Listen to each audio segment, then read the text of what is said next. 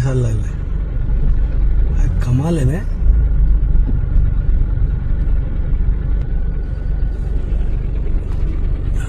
Jam दिसतो तुम्हाला.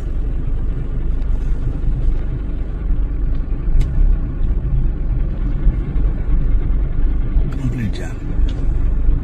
त्याचं कारण असं आहे की जो बांद्र्याहून जो पूल येतो, जो सांताक्रूजला उतरतो, तिकडनं जो ट्रॅफिक खाली उतरतो तो, आणि हा जो ट्रॅफिक आता खाली उतरणार आहे तो, आणि सांताक्रूज स्टेशन कडून खालून येणारा ट्रॅफिक, असे 3 प्रवाह एकाच ठिकाणी येतात. तर मला हा प्रश्न विचारायचा आहे अधिकाऱ्यांना,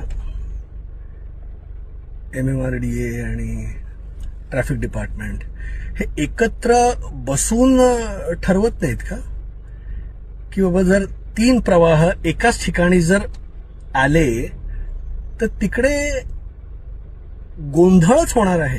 हे एक कॉमन सेन्स असू नये. म्हणजे काय फायदा झाला हे करोडो रुपये खर्च करून? एकतर दुरुस्तीसाठी तुम्ही ब्रिज बंद करता आठवड्याभरातच, आणि त्याच्यानंतर हे असं होतं. चित्र बघा.